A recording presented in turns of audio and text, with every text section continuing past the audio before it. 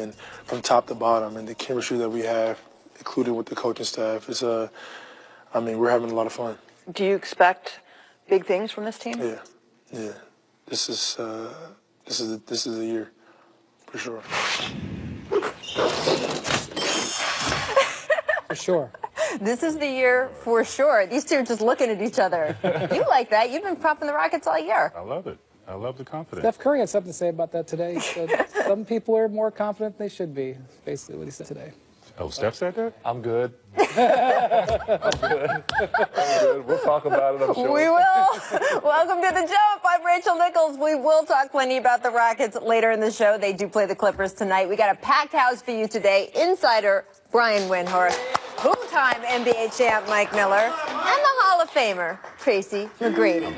Florida boys. He's back. Back together again. I do want to talk about your state a little bit more seriously at first. Today was the first day back at school for the kids in Parkland, Florida, and it was emotional, and it was hard, and it was sad, and no basketball game is going to change that. But there is a reason we talk about the impact that sports can have on people's lives, because even when things feel really dark, especially when they feel really dark, having a game to lose yourself in for a few hours can feel like a lifeline. It means something to have a safe and acceptable place to yell and scream, when for weeks all you have wanted to do is yell and scream. And specifically last night in Miami, it meant something for one of the kids who was murdered earlier this month, to be recognized and remembered, to make sure everyone knows he was here and he mattered. Joaquin Oliver was 17 years old. He loved basketball and music and art and Snapchat filters and his girlfriend and his Doors t-shirt and the Miami Heat. The latter so much that his parents buried him in a Dwayne Wade jersey. Wade, of course, was overcome upon hearing this. He's dedicated the rest of his season to Oliver, and last night he wrote Oliver's name on his shoes, and he played, well, like he had something to play for. Against the Sixers, Wade was just cooking in the second half. And by the fourth quarter, he simply took over, scoring 15 of the Heat's final 17 points. We're about to show his game winner, but please know what led up to it is that Wade intentionally fouled Ben Simmons, daring the rookie to hit his free throws before, yes, challenging Simmons on the other end. And here it is. Call timeout. Wade against Simmons.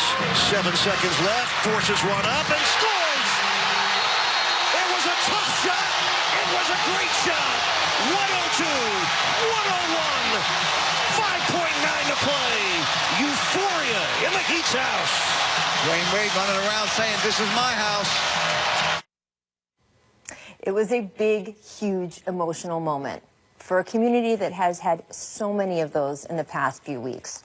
It was also a personal statement for Wade that he is not quite done yet, despite turning 36 last month. In fact, just before this game, the Miami Herald asked Wade if he planned to retire after this year.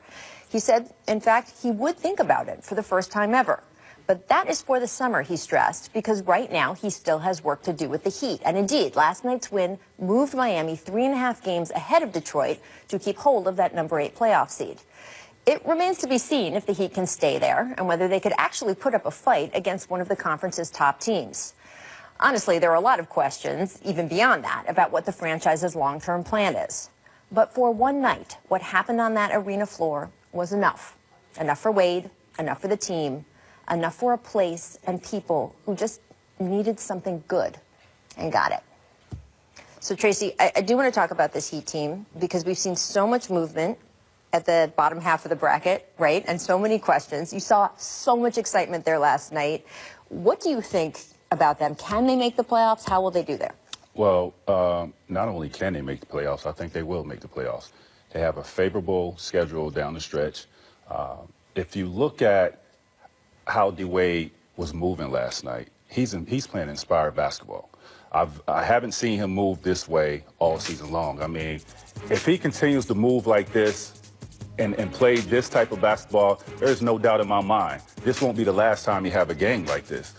He's inspiring his players. This is why he came back, because to give these guys a lift. The only thing that they was missing without him was somebody that could take over games down the stretch like that, and D-Wade is clutch basketball. It might not be on a consistent basis, But damn it, give me him over, a lot of people in this league when the game really matters. I agree. I've seen it firsthand. He is clutch. I'm with T-Mac. They'll make the playoffs. They have the third easiest schedule from here on in. And to me, he will move like that. That warm weather, that Miami weather. Yes. I'm telling you, it's good for his bones. It's good for his joints. He's going to be good, and that's what they got him there for. I think it's, when they make the playoffs, it's the last 4 minutes of the game, and no better than D-Wade in the last 4 minutes of the game. It was fun to watch Dwayne be happy in Miami again. He really hasn't been that happy the last couple of years, to be honest with you. Things haven't gone the way he's wanted them to. So for him to have a moment like that was great. The real thing here is the Heat play a lot of close games like this. They have a lot of games that come down to the last minute. So to have a guy like that as a weapon in these moments is really important. But because they play games like this, they're going to still be back and forth team. They're a little bit over 500. You go back and look at their last season and 3 quarters, they've generally been a 500 team. So they're going to continue to be a little bit under stress. And while you're right about their schedule, their next couple weeks are tough. And they've got another game with the Pistons will help determine the tiebreaker. So they've got to play well this next couple of weeks. That's the difference between winning and losing is when, you have a pretty solid team, but you just don't have that one guy that can give you that spark, and when that game is close, that you'd be like, here, take over and get me buckets. And D-Wade, Dwayne doesn't have to do it every night, and to be honest with you, he probably can't do it every night anymore. But if he makes a difference in 2 or 3 games like this, it's a difference between making it. He's there for the playoffs. Right. Well, what's the country song, right? I may not be as good as I once was, but I'm as good once as I ever was. That is Dwayne Wade right now, right? That's right after Mike Miller's Thank you. There we go. Boom. Look, we just got Brian. Brian is now quoting Cardi B on the show. This is a big step, so I don't want to make you feel bad. It's all good. No pop culture reference goes unearthed here. I do want to say, though, that the Heat, you brought up questions on the show of like what the Heat are doing long term, and Dwayne Wade talking about, hey, maybe I will or won't retire after this season. We got to sit down and talk to Pat. What do you see that meaning? Well, the Heat are spending a lot of money on guys who are good but not great. And really what they need is they need a player to step up and say, I want to play in Miami, trade me there. And so because they haven't been able to do it in free agency, that happens in the NBA. We see this. We see Chris Paul say, trade me to Houston. They need a player to force them to use some of these pieces to do it. That's how they're going to get better long term. But they're hamstrung otherwise. But one thing Dwayne did say is if he comes back next year, it will only be Miami. With the Miami Heat. Right. There we go. All right. I want to play a little glass half full, glass half empty with the Cleveland Cavaliers here. So here's the good stuff. Let's do that first. Last night, LeBron became the only player in NBA history ever. 30,000 points, 8,000 rebounds, 8,000 assists. Wow. Those are crazy numbers. He also became the oldest player to ever average a triple-double in a calendar month. And hey, the Cavs won the game.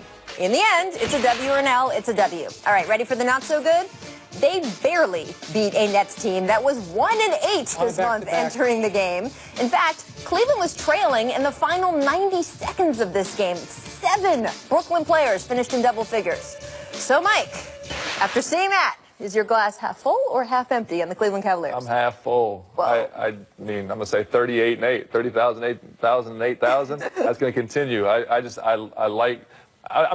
not sold on where they're at right now, but once we get to the playoffs, I don't buy anything into being tough against Brooklyn on a back-to-back.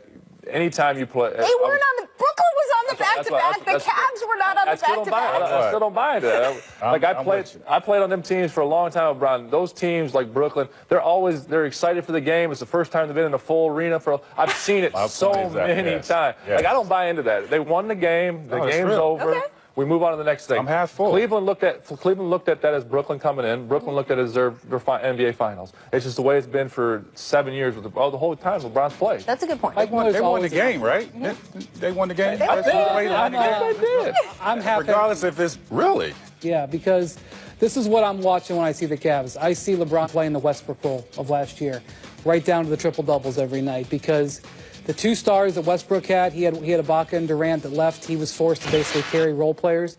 This is what I'm seeing in LeBron right now. A lot of shine for Serge Ibaka, first of all. Can we ask questions? Go. Are we allowed to ask questions? Please. So when you say half empty, you don't think they're going to make the finals? Don't think they're going to make the... The one difference that they have, Mike, is that Kevin Love will be coming back. Yes. And that will provide a buffer. But when I watch them right now, I see LeBron James carrying a bunch of role players. They're younger role players. They're more athletic role players. They're getting out and running, which is good. But and they're in the Eastern Conference. But I still see the star carrying a bunch of role players. I mean, it's 7 games. These guys still trying to get acclimated with one another. I agree. And they have to understand what's at stake. They're playing with LeBron James, so every night you're getting tested. And I don't think they fully understand that. Every night you are getting tested. They've never been a part of anything like this. None of these guys. Tracy, I'm not seeing them basically run any offense. I'm seeing them patch together defense. My biggest concern is just that, though. They struggle when Bron comes out. He has to play 40, 42 minutes. I would like to see them actually tone that back a little bit and worry about that. In the playoffs, he's going to play. You know that. You played 45 minutes a game in the playoffs. That's not going to be a problem. Bron's always done that. I'd like to see him tone those minutes back a little bit and let these guys figure out some things with Bron off the court, because they do struggle when Bron comes off the court right now. Let's keep in mind, they have a 20-10 guy that's not even playing That's right right. now. That's a pretty true. good 20. And that's one thing that they have that Westbrook didn't have to his rescue last year is Kit Love is going to come back. Absolutely, but the same way, remember at the beginning of the season when people were like, oh yeah, Isaiah Thomas, he's going to come back in the middle of the year, and yeah, it'll take some adjustment, but hey, they've got the whole, second half of the season. Guess what? That adjustment didn't work, clearly, and we can argue about all the reasons why, but it didn't work. Kevin Love is coming back, what, the week before the end of the regular season? Maybe. They're going to have to readjust and reintegrate. You guys are talking about, oh, these young players, these new players don't know how to play on a LeBron James team, whereas you point out, you're right. The Brooklyn Nets came in there, this was their Super Bowl, they were in there, they don't know what that's like. They're all going to have to adjust to Kevin Love again. I am curious to see how they fare, especially if they fall into the number 4 seed. What if they fall and play Miami in that first round? That'd be awesome. I love it. I would love it. Wayne going against LeBron. Right? Peanut butter and jelly. We need that. Right? Peanut butter and jelly. The playoff series we need. It's been close. I know. Miami, Cleveland has been close, I think, every year since LeBron left, right? Yeah, the Heat lost a Game 7 in Toronto. It would have happened in the conference finals 2 years ago. Yeah. So good. I am interested to see. I think all the stuff saying, oh, yeah, they'll get it together. You guys know better than we do how hard that actually is. I'm interested to see. I'm glass medium.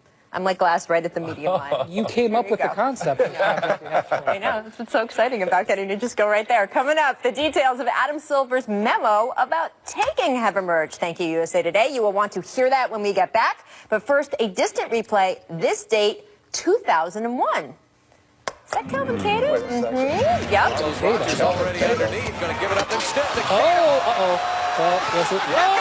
Okay, counts. Counts in the box score. He's looking back like nothing happened.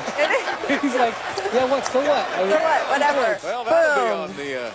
See, Tracy and Mike were like, oh, this is going to be me, 2001. Yeah, they're like, glory days.